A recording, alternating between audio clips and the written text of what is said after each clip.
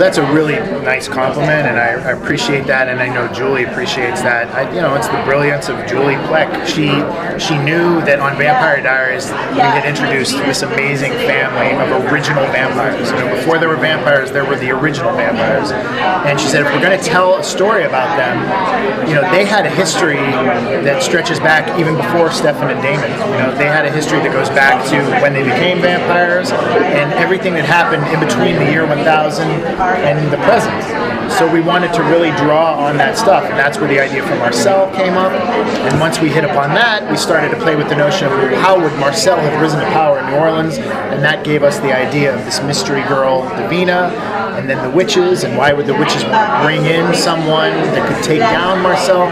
So right away, we had this very complicated mythology, even from the point where we were pitching the series. Factor into that the complex relationship between Klaus and his siblings, Elijah and Rebekah having a storied history with Marcel. There's just so much stuff to explore.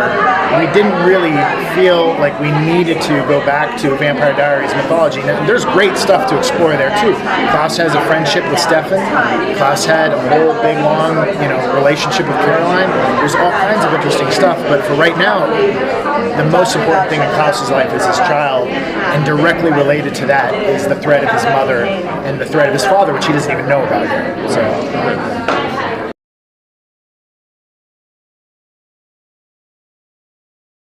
The point of bringing back Klaus's abusive father and Klaus's manipulative mother is to begin to understand where Klaus came from, where Elijah came from, where Rebekah came from. Like, these were, normal people.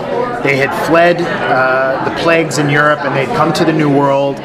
Because Heinrich, Klaus's youngest brother, died on a full moon from a werewolf attack, Michael was outraged and said, we are going to turn our family into something the world has never seen before. I will never allow another of my children to die. We will become vampires. He forced his wife to do this, and she turned her children into abominations.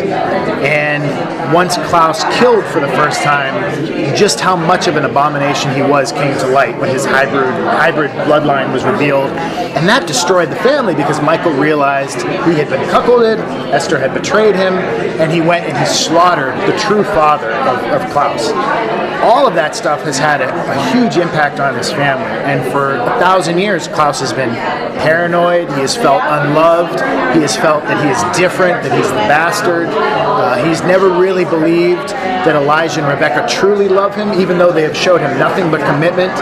And now that very person who's hunted and hated Klaus and called him a monster and called him a bastard and chosen to belittle him and say that he's not worthy of being a Michael Singh, he is back. What is that going to do to Klaus? At the same time, we know from Vampire Diaries, Esther thinks that she made a mistake by making her family into vampires, and that they have lived for 1,000 years feeding on people and slaughtering innocent people, and it's horrible. She's watched this from the other side, and now that she is back, she's going to have a definitive stance on what to do to her children. And on Vampire Diaries, she was trying to kill them, just to end it. And on our show, she's going to have a slightly different tactic. She's going to want to get rid of vampires, but she's going to have a different solution to what to do. And she's going to recognize that she played a part in this, and so she has to do something to make up for what she's done. So she's going to be a little bit more of the mother who tells you, this is the way things are, and I'm going to force you to be a better person, even against your own likings or to what you would want to have happen. So Esther's going to have a different agenda than Michael, but also just as difficult for our heroes to kind of deal with.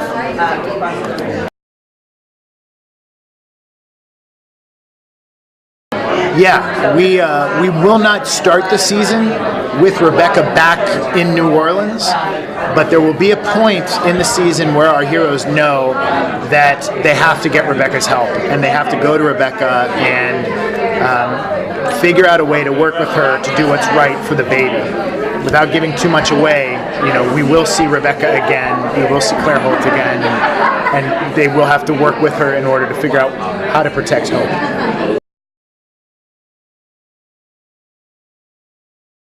exiled. He's across the river. He's rebuilding. You're going to see him have relationships with new characters, and I think in last season you saw him sort of in a leadership role, balancing things, and the fate of the city was in his hands, and now he's lost all that, and he's got to rebuild on a smaller scale. So we get to see him interact with characters like Josh, who's pretty much his only friend. See him rebuild, maybe bring in like new vampires, new characters. So.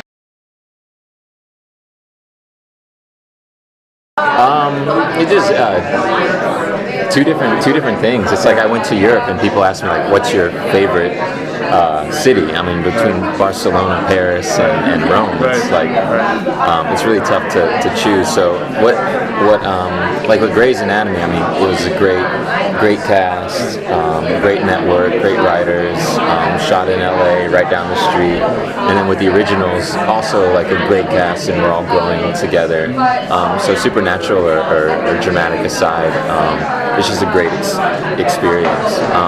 It is different with Supernatural because our schedule changes. With the drama like Grey's, we're always in the hospital. Here we're driving an hour out to different parts of Atlanta, and I'm shooting in different locations.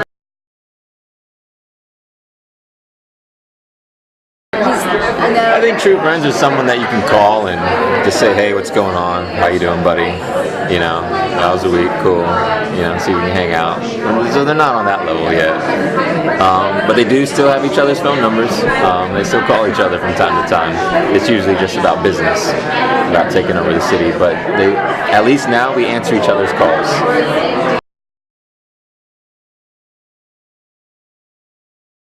But yeah, he was the man who took over the city, and now everyone else is trying to do it present day. And so they're going to come to him for advice, and that also means working together with other characters that he hasn't worked with before now that Klaus is sort of out of Marcel's picture. And yeah, like I said, you'll get to see how he rebuilds present day. Maybe, I don't know if you'll see flashbacks of how Marcel built his status and following. Oh yeah, I would like to see like taking over New Orleans and using the witches to push out the werewolves. And then getting Davina and using her to, subdue the witches. Then in turn, it's a real interesting time. It's kind of like dipping back into American history, and you wonder like through all those power struggles between breaking off from Civil War, colonial rule, and every other thing, power, and then the '60s and civil rights and things like that. And now we have America, and so there's a lot of history there. A little romance there that's still carried over from season 1. So yeah, there's definitely a storyline there.